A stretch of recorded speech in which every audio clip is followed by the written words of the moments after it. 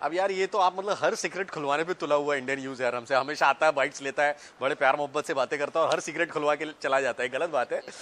मैं शुरू कर देता हूँ। अब यार ये तो हर सीक्रेट खुलवाने पे तुला हुआ इंडियन न्यूज हमसे, मतलब हर बार आता है, वीडियो बाइट्स लेता है, हर सीक्रेट खुलवा लेता है एक दूसरे के वास्ते का और चलते बनता है। ये गलत बात है, आप ऐसे हर बार सीक्रेट खुलवा लोगे तो फिर ऑडियंस को पहले पता चल जाएगा एपिसोड में क्या हो रहा है, तो मजा निकल जाएगा ना, थोड़ा सीक्रेट रहने दो।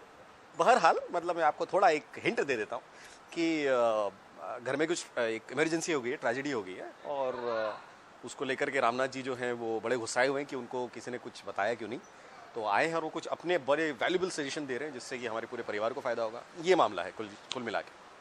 लेकिन वो तो दादाजी के वो हॉस्पिटल में एडमिट करने लो आपको तो पहले से पता है, फिर मुझे क्यों पूछ रहे हो?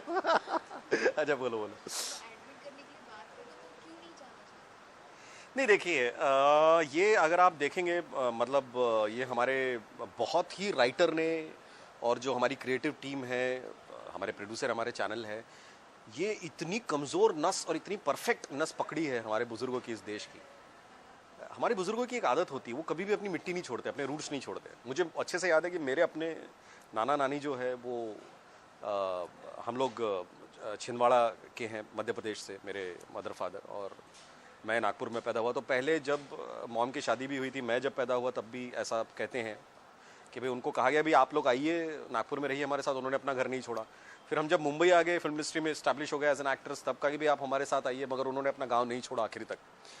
तो हमारे बुजुर्गों की, हमारे देश के बुजुर्गों की एक टेंडेंसी होती है कि अपने अपनी जड़ें नहीं छोड़ते कभी। तो यहाँ भी हमारे दादाजी के साथ भी यही है बात, बाबूजी जिनको मैं कहता हूँ बाबूजी के साथ ये बात है कि वो इतने ज़्यादा गहरे जुड़े हुए इस पुराने घर से, यहाँ यादें जुड़ी हुई हैं, उनकी पत्नी की यादें हैं, बचपन से जो उनके बच्चे पैदा हुए, फिर उनसे जो उनकी पोती हुई सुमन, वो पूरी जो यादें उनकी जुड़ी हुई है, उसकी वजह से वो छोड़ना नहीं चाहते हैं।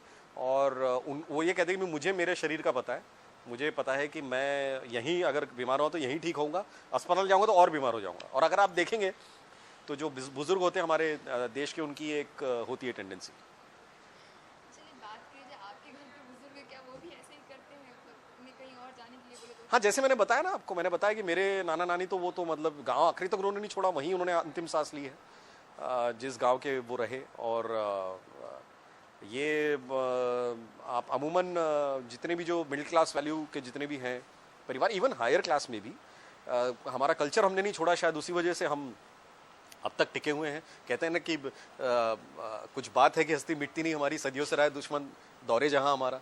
तो ये कुछ कल्चर ही है जो हमको किसी तरह से जो है टिका के रखा हुआ है, तो ये हर घर में है। और मुझे लगता है ये ऑडियंस देख करके रिलेट करेगी कि यार हमारे घर के जो है बुजुर्ग वो भी ऐसे ही करते हैं, तो यहाँ पर भी जो बाबूजी कर रहे हैं वो ऐसे ही कुछ कर रहे हैं कि घर नहीं छोड़ रहे बिल्कुल भी कि मैं अस्पताल नहीं जाऊँगा, मैं यहीं जो है वो जो भी हो रहा है मैं यहीं आराम करूँगा। चलिए अभी ये तो सीरियल की बात, अभी बॉलीवुड की बात करते हैं। कवाली मूवी है रजनीकांत की, तो क्या आपने उसे देखी है? मैंने हालांकि देखी नहीं है, मगर ठीक है, एक स्टाइलाइज एक्टर हैं, सालों से उनका एक बहुत बड़ा फैन बेस है, और ये बहुत बड़ी एक कामयाबी हमारी फिल्म इंडस्ट्री की और बहुत बड़े गर्व की बात है हिंदुस्तान और हिंदुस्तानी फिल्म जगत के लिए कि पहली बार ऑल ओवर वर्ल्ड एक Indian film, it's a non Hindi film, firstly it's a Tamil film, has been release in dub version in Hindi, तो जो लेकिन है वो इंडियन फिल्म ही। तो एक पहली ऐसी इंडियन फिल्म है जो पूरे वर्ल्ड वाइड इतने बड़े पैमाने पे रिलीज़ हुई है, और जो फ्रांस का सबसे, जिसको वर्ल्ड का शायद सबसे बड़ा थिएटर, अगर मैं गलत नहीं हूँ तो सबसे बड़ा थिएटर माना जाता है ले ग्रांडे, वहाँ पर पहली बार कोई हिंदी फिल्म रिलीज, हिंदुस्तानी फिल्म रिलीज़ हो रही है, इंडियन फिल्म रिलीज़ हो रही है कबाली। तो ये हमारे लिए बहुत गर्व की बात है। अब देखी तो नहीं है, मगर लोग कह रहे हैं कि ठीक ठाक ही है फिल्म। हालांकि रजनी सर की जो बाकी अब तक आई हैं इस बीच में, खासतौर पर शिवाजी या रोबोट, उसके मुकाबले उतना स्क्रिप्ट में कंटेंट नहीं है ऐसे कह रहे हैं लोग, लेकिन फिर भी रजनीकांत सर अपने आप में सुपरस्टार हैं, उनको किसी की ज़रूरत नहीं है, ना कोई डेट्स की ज़रूरत है, ना फिल्म की अपनी बाकी चीज़ों की ज़रूरत है। वो खुद जहाँ खड़े हैं वहीं पर थिएटर है, वहीं ऑडियंस है उनके लिए। तो स्टार्स की बात करें, 5 में से कितने पॉइंट्स देंगे आप? कबाली को यार देखा ही नहीं तो मैं कैसे स्टार्स दे दूँ। हालांकि मैं, मेरा एक ये मेरा पर्सनल है, भाई रजनी सर के फैन जो है वो मुझे इस बात के लिए गालियां ना दे, लेकिन मैं बचपन से पागलपन की हद तक फैन रहा हूँ कमल हासन साहब का। तो रजनी सर से थोड़ा मेरे लिए थोड़ा सा ऊपर कमल सर है, क्योंकि रजनी सर एक स्टाइलाइज है, एक सेट उनका पैटर्न है, मगर अगर आप कमल सर को देखेंगे तो वो हर किस्म के रोल करते हैं और कैरेक्टर में वो कैरेक्टर हो जाते हैं, वो सिर्फ कमल हासन नहीं रहते। रजनीकांत सर का ये है कि वो चाहे रोबोट करे, चाहे वो शिवाजी करे, चाहे कवाली करे वो रजनीकांत सर ही रहते हैं। तो ये एक उनका अपना, खैर वो लेकिन वही जॉनर है और वही उनको एक मेगा स्टार बनाता है, पूरे वर्ल्ड का एक बहुत बड़ा स्टार बनाता है। एक मिनट, ये जरा कुछ मुझे डिस्टर्ब कर रहा है, लेकिन वो एक स्टाइलाइज्ड एक्टर है, वही उनका जॉनर है और वही उनको एक मेगा स्टार बनाए हुए पूरे world wide. So fine, but मैं अब वेट कर रहा हूँ रजनी सर के कवाली के बाद में कमल सर की अब कौन सी फिल्म जो है वो वर्ल्ड वाइड, क्योंकि यहाँ पर मैं एक बात शेयर करना चाहूँगा कि रजनी सर की जो कवाली है वो तो है ही फ्रांस में, जो बड़े थिएटर लेग्रांड में रिलीज़ हुई है, बट बहुत कम लोगों को मालूम है कि हिंदुस्तान की पहली फिल्म थी दशावतार, जो ओरिजिनल तमिल में रिलीज़ होने के साथ साथ फ्रांस में भी रिलीज़ हुई थी, फ्रेंच लैंग्वेज में। ये ऑनर बहुत कम फिल्मों को मिलता, ख़ास तौर पर हमारे साउथ एशियन कम्युनिटी फिल्म्स को। तो अब मैं इंतज़ार कर रहा हूँ कि नेक्स्ट अब कमल सर की कौन सी फिल्म आने वाली है, और फिर मैं देखूंगा, कवाली भी देखूंगा और फिर कमल सर की फिल्म भी देखूंगा और फिर रेटिंग दूंगा। चलिए अपने फैंस को क्या कहना चाहेंगे लास्ट क्वेश्चन? या मेरे बारे में तो कुछ पूछा ही नहीं आपने, तो मैं कैसे बोलूँ मेरे फैंस के बारे में। एक दूसरे के वास्ते की जो ऑडियंस है उसकी उनके लिए क्या कहना चाहेंगे? हाँ जी,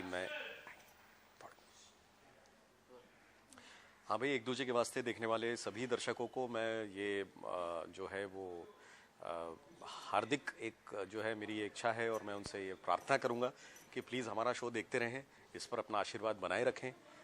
जो भी सही गलत लगता है प्लीज़ कमेंट करें। आजकल तो फेसबुक है, और टीवी पर अगर बाई चांस नहीं भी देख पा रहे हैं तो प्लीज़ ऑनलाइन ज़रूर देखिए, याद से यूट्यूब पे भी देखिए। आप सभी का प्यार और आशीर्वाद हमें हमेशा से चाहिए था, है और रहेगा। Thank you.